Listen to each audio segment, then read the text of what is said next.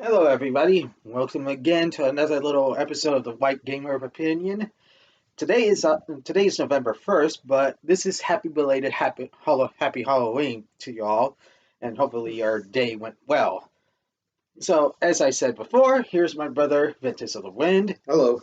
So, the Halloween was pretty well, and everything was fine.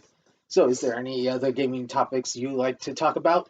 Not more so gaming topic.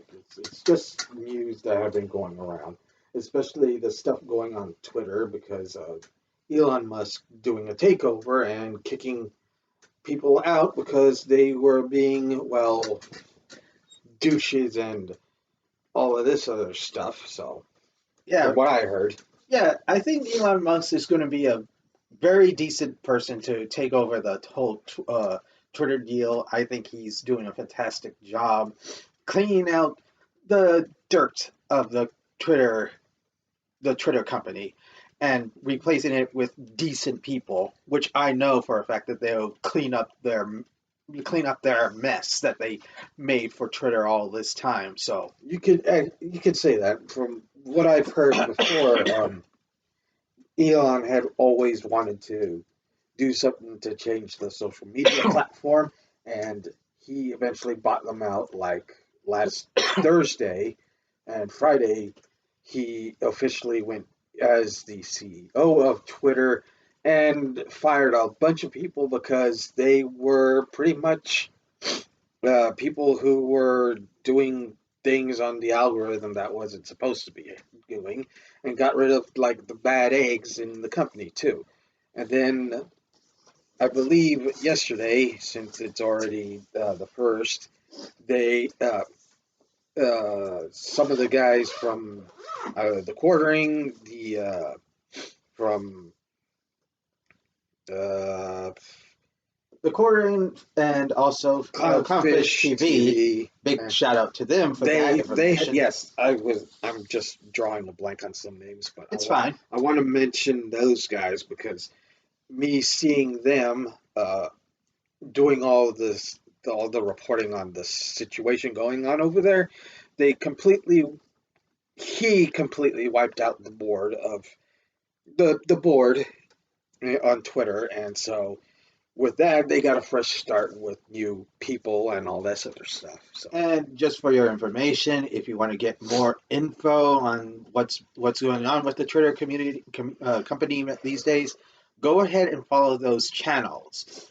I highly suggest it, and those channels have more info than what me and my brother are speaking. We're just giving our our own opinions. opinions on the situation, but I believe that what's going on over at Twitter is actually going to be something for the better because there's always somebody who's just on Twitter giving it giving people flack and shadow banning and blocking them for no damn reason.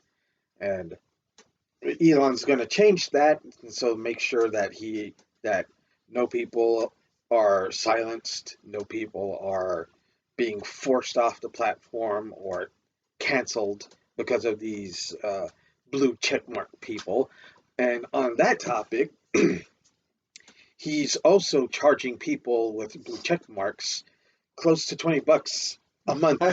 So if you're going to be paying to have that little blue check mark on your profile, you got to be forking up the money. Otherwise, you're just going to lose that thing. And people look at that blue check mark as like some sort of, Stigma. well, no, not a stigma, more so like a badge of honor, saying like, "Oh, you did this. Oh, you're good." But then here comes Elon Musk. Yoink! You're going to have to pay for that. Yep. Honestly, I think Elon is going to make Twitter a better place than it was before. Pretty much, and I hope that he changes things for the better. But other than that, there's not really much else to say, especially since we've been out for a couple of Couple of weeks. weeks. But There have been a lot of issues with our current situation, but we apologize for not getting these episodes out. it's more so due to like us trying to get the get Things things situated situated. and try to at least be up and around this time because it's kind of hard for us to do this sort of thing with um, stuff going on another day. But And since with the holidays coming up, it might be a little bit more harder, but we're going to make we're time. going to try to make the time. But But we got a special, well, since it's Halloween, we got a past special, Halloween already, so true, but it's true, but just to make up for this, we have a special review. And what better time for Halloween to review Bayonetta 3? Bayonetta 3 is a continuation of Bayonetta 2, of course. So, but if you played the other two games, you should much know what to expect from this game and what kind of fighting styles you'll be in it. And from what I heard, this game is pretty good on its own right, even though that the voice actress is different. And that situation is totally on a different thing, but It's already been I guess we could at least talk about it too because it also deals with the game's overall narrative narrative and and review because of it's the people who who put did, the effort in making this game. yeah, So I mean, honestly, the voice actress for Bayonetta is almost the exact same voice actor. It's there, but it sounds a little bit different. It's not like game breaking or like it doesn't change my opinion of the game. It's fun in its own right. yeah, basically. And but with the situation from the old voice actress who was the one who played Bayonetta in the first and second game caused a situation to go on, but unfortunately, it turned out that she was. Like We don't know if we don't it's know. lying or not, but she did come out and say that she just wanted to put it behind her. And, and to be honest, what she said was kind of a little bit out there. Uh-huh. I mean, but that was already said and done, and the game itself wasn't affected from it. And the game itself, right now, is pretty good in my own right because I've been playing it for quite a while, up to the fourth world that I'm in.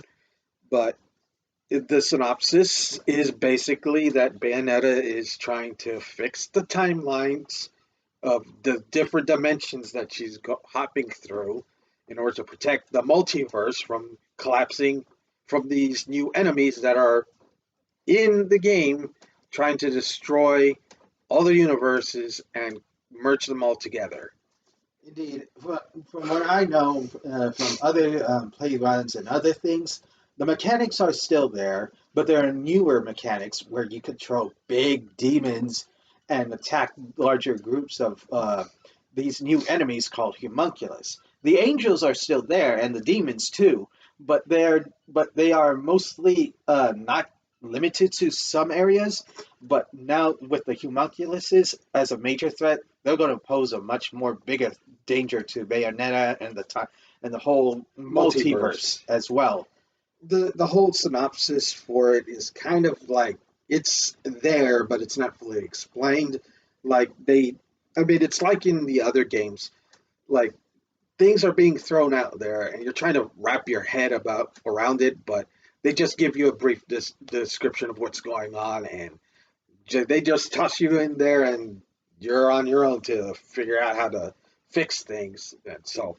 And of course, you play as Bayonetta through most of the game, but there's also two other characters that you play as. The first being Viola, who's the sword wielding Umbra Witch, who's a student who's under Bayonetta's tutelage, from what I heard.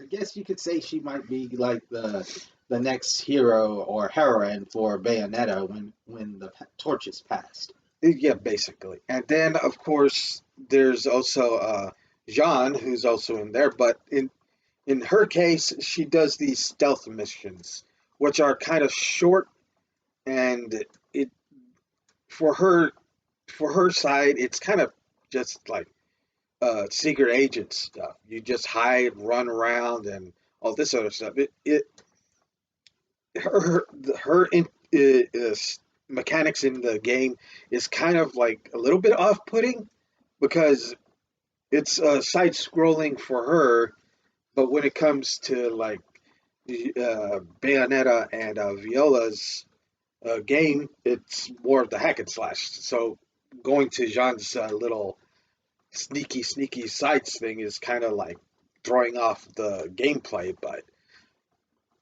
I find it's all right in its own sense. You got to have something there to tell what's going on in the storyline, but other than that, the gameplay is quite good. The mechanics are good. You just have to be able to input all of the attacks in a single combo in order to make some good damage. Yeah, and I think personally the game plays well. It is very fun to play, and I'm looking forward to seeing what the franchise will go on from this game at least. So, in what's your opinion on your take on the score?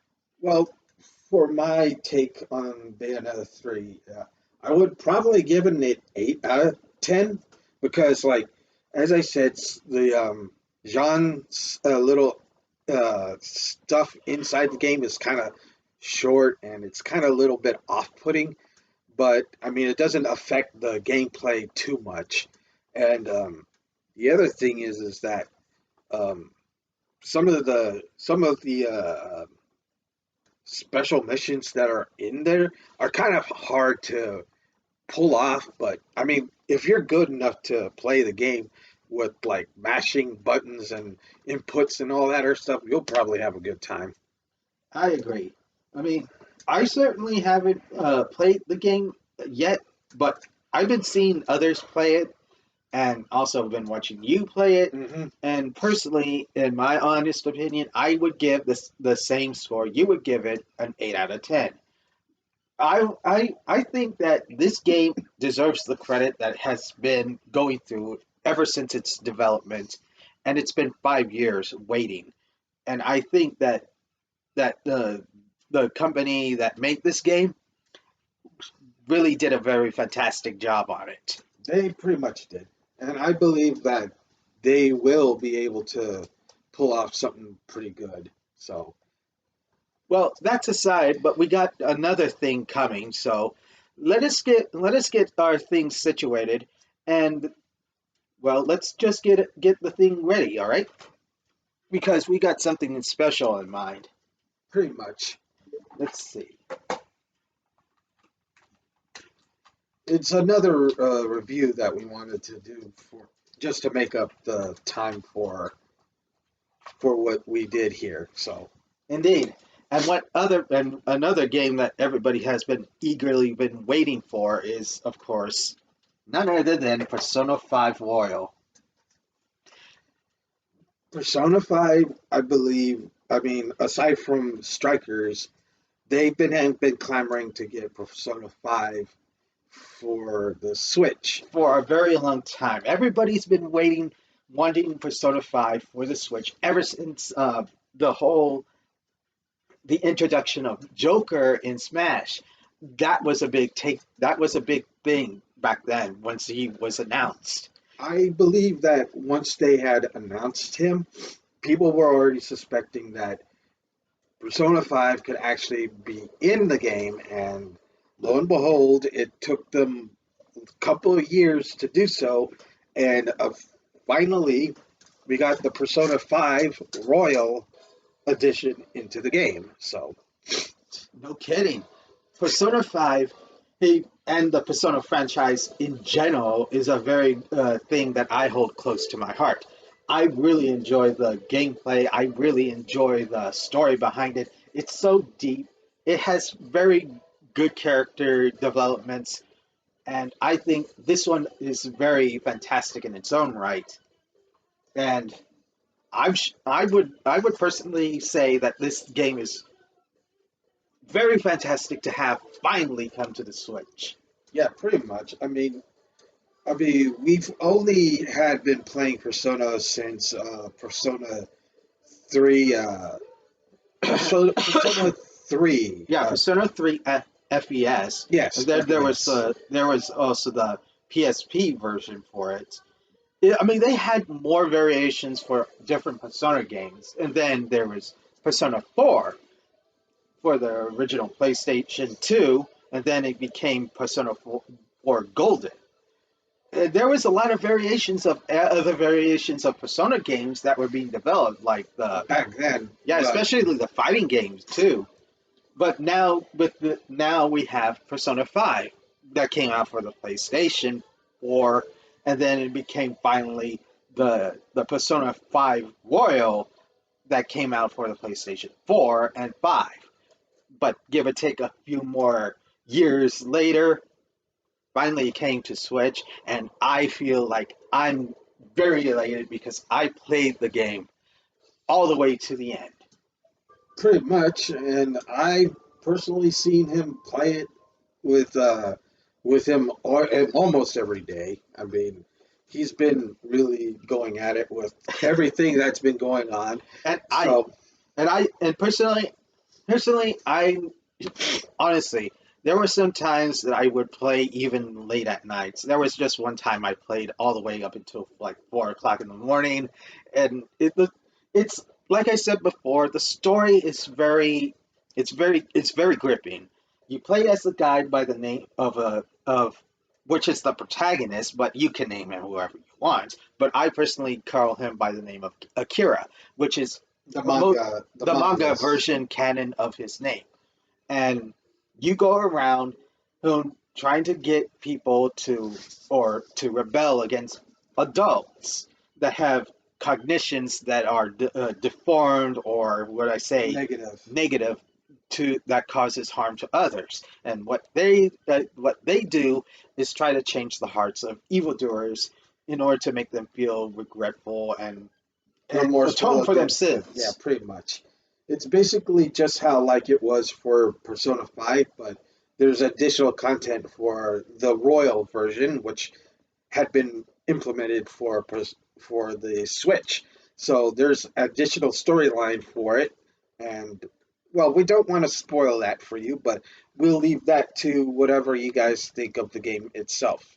So, and personally, I've been wanting to play it myself, which I'll probably do sometime later. But for right now, I can tell you guys that I personally give this game a 9 out of 10 because I mean there's some situations with the game itself and how it runs on the Switch, but I mean it runs pretty well when you have it docked or your handheld playing it. So and but everything runs smooth, everything reacts well, and it could, and it is pretty well made for a Switch version port.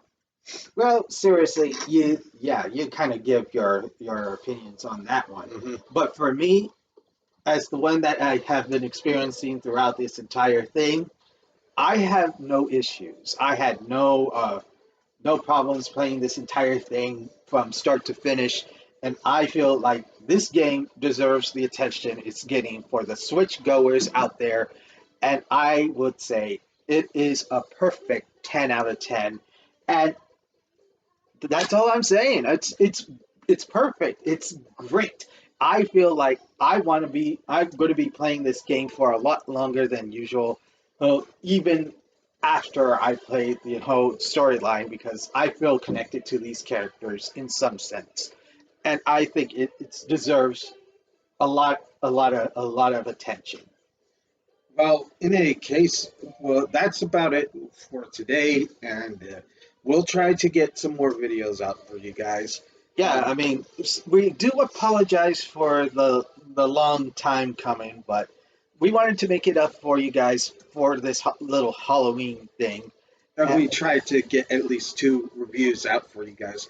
And there's going to be some other reviews coming along during during November November, too. So, but aside from that, we do apologize for the long wait, and hopefully you guys will be checking out the videos that my brother's putting out for you, and do also take a look at the videos in my channel, and hopefully I'll get one out pretty soon during this week because of new cards that are be coming out soon. So in any case, Yeah, and before we end it here, I would like to state that we're going to have at least a couple of things to announce, like the review of Sonic Frontiers, and then the Pokemon games that are coming out during this month, mhm. and then the whole reveal for your Yu-Gi-Oh thing.